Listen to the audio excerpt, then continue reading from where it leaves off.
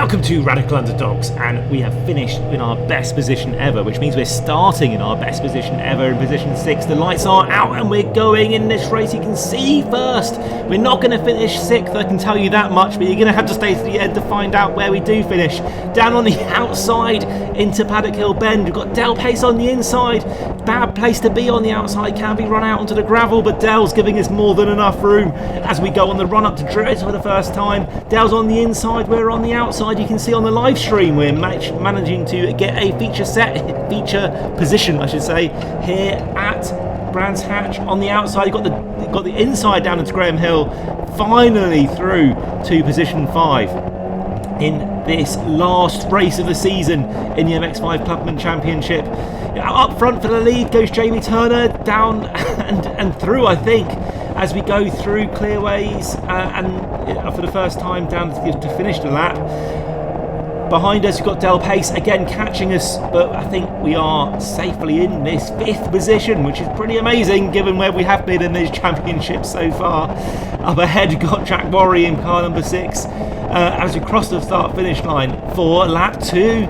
Down on the inside goes it's car number 22, I think that is. That's Chris Dawkins behind us, and he's made position past Del Pace. He's got a massive run on us. Up down to Druids, down on the inside of Druids, and are we going to make it around the outside? No, it doesn't look like. Is Del going to follow through as well? No, Del is not going to follow through, and you can see Chris making his way down past 2 cars in 2 corners.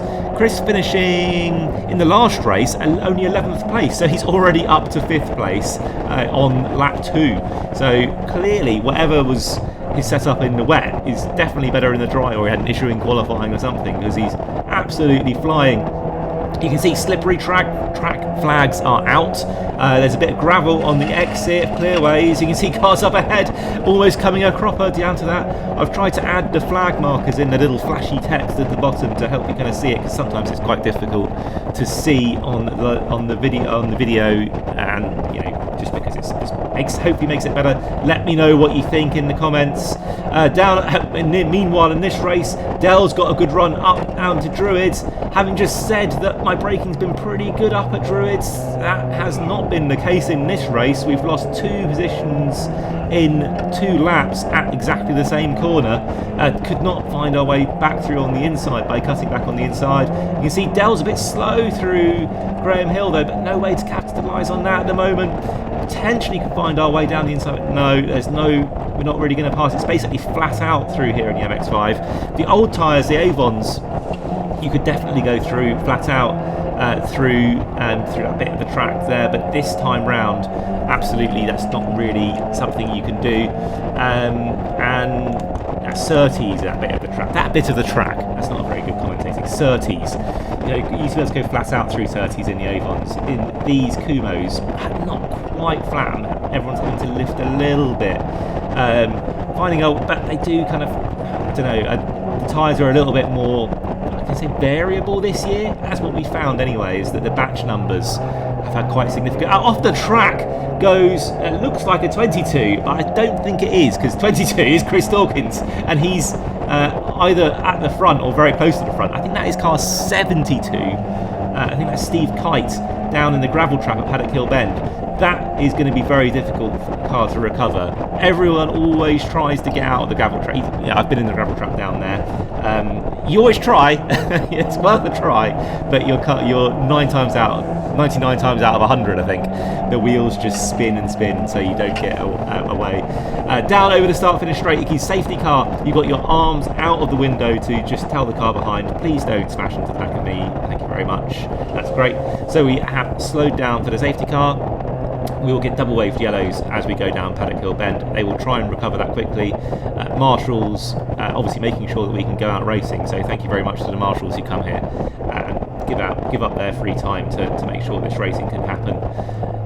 Double waved yellow, and this is at the end of the safety car period. You can see up at the front, Johnny Greensmith is now the de facto safety car, waiting to go. Has he gone? Gone now. He's gone now, so let's go. We are kind of caught mid-gear change. But I think up ahead, Del Pace has been caught out even worse. He must have snatched the wrong gear. Maybe he was in second and went to fifth. That is a common mistake. I've done that a few times myself. But I cannot pass. So I had to lift because he cannot pass before the safety car line. And that means that Pete Smith there in the purple car behind us is down on the inside of Paddock Hill Bend. We're side by side as we go down Paddock Hill Bend, and he's made it through in a much cleaner pass than we had last time from Pete, but we're still side by side. He's actually not passed yet because we're actually almost ahead at the apex at Druids, but Pete is giving us fair racing room, actually more than fair racing room. You can see from the outside shot, we had way more than a car's width on the outside there. Down on the inside, we're going to give him the favour back again. We've left him a car's width on the outside and he's back his way back through, but we were slow through that corner. We got a bit of a helping hand from Chris Bingham in car 263. No relation to car 264, which is our car. Bizarrely, but we just got a very similar number scheming. Anyway, down the last couple of corners of the lap, these laps do fly quickly through the race here at Brands Hatch. I think it is the shortest lap of the season, and it's not very much, not a very big power circuit. So I have had some engine troubles throughout the year, and it's sort of just wondering why I'm doing so much better. I'll maybe talk a little bit about why I think I've been doing better in the last couple of races, and it's not really anything to do with the mechanics, but I'll talk about that just briefly at the end of the race. But right now we've got we're in the middle of a sandwich of battles. Up front you've got Del Pace and Pete Smith fighting. Pete almost doing a carbon copy manoeuvre of what he did last time, so he's going to try and go around the outside of Graham Hill. He's been given a little bit less room by Del, but he's given racing room, and he's round on the exit, and we've been given a little bit of a helping hand and back through Surtees. I said, literally, I mean, don't listen to this commentator. I just said it's not really in a place to pass down at Surtees, but there I was passing Del down at Surtees, but I was given a bit of a helping hand from Chris Bingham for the second time in 2 laps. So going down the start-finish straight, down onto lap number 8. This is the last race of the season. I think it might be the last or second to last, at least one of the last races of the day. You can see low October sun.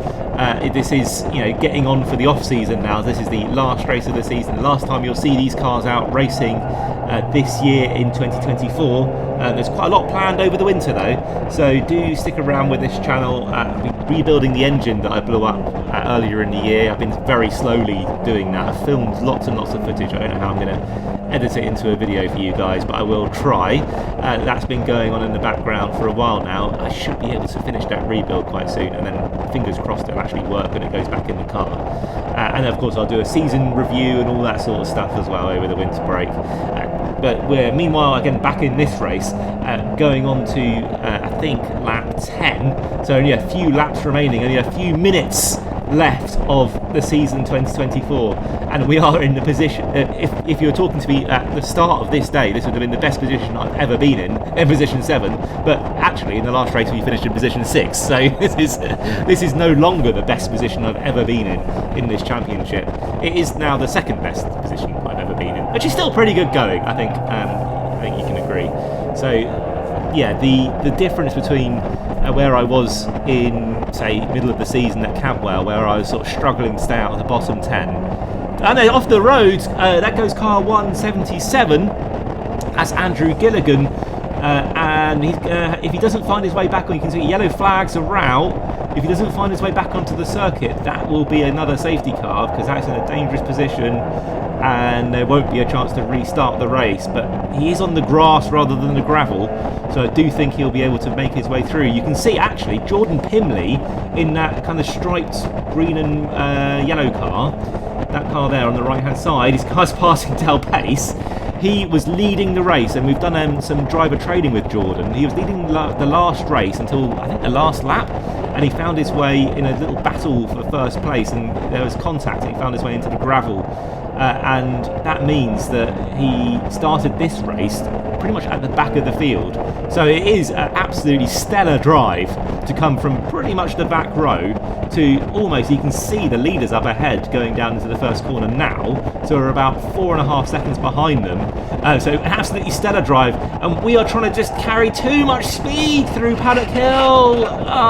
Almost a race ending mistake there, but managing to keep it on. We've only lost one position to Jordan, And Jordan afterwards said he was struggling to catch us, which is great because Jordan was the one teaching us at the start of this year. You can find a link to the video where we had that session. It might be quite helpful if you're planning your own track day out at Brands Hatch or something over the winter. There's some quite good tips as to, well, driving an MX-5, but to be honest, driving any car really round Brands Hatch. If you don't want to miss out on any of that, please do subscribe. Most people who watch these videos aren't subscribed. It does massively help the channel. I'm quite close to one of those milestones where you get a bit. I get, by the way, nothing from making these videos, so it's just purely for the fun of it. But maybe if we get a few subscribers, maybe there'll be a few pennies in it one day. But currently there's literally zero. So please do subscribe if you've enjoyed this video. The last lap board was out, so this is the very last lap of 2024 season in the BRSCC MX-5 Clubman Championship, and I am in my second best ever finishing position, in position 8. I've just got to keep it on the circuit now, and sometimes either you feel a bit relaxed on the last lap, or I'm struggling to keep people behind, or whatever it is, or I'm just trying to be a bit too cautious. I don't want to throw it off on the last corner. You can see Chris Bingham's been fast all race, and he will pounce on any opportunity. And I've just about I've gone quite slowly through the last couple of corners. You can see he's catching right up. He smells a bit of blood in the water, but he's absolutely too far back at the moment. You can hear from my reaction now that I know it's over. I know I've got this in the bag. It's position 8. I know that for people maybe watching this think, oh, position 8's nothing, but it's a big achievement. I run myself, I run my own car. I don't have any team support. It's been a 4-year journey from not knowing anything at all about racing, and it's quite a competitive championship. I know it's only the Clubman version, but it's still quite a competitive championship.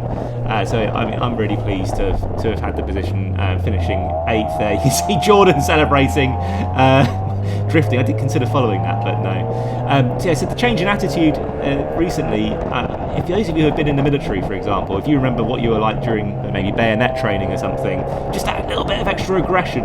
I've been trying to just inject a bit of aggression into my last couple of races at Donington and at Brands, and maybe that's just enough, just an extra mile or two, and it's just attitude change. There's been no changing in the mechanics really, so I've been fast in the wet, I've been fast in the dry, and it's just been that little bit of extra aggression to take that little bit of extra few miles an hour through the corner. That's pretty much been it, alongside obviously all the last 4 years of practice, so I guess there's 4 years of practice too. Anyway, catch you again in the next one. Thank you very much for watching. Come on.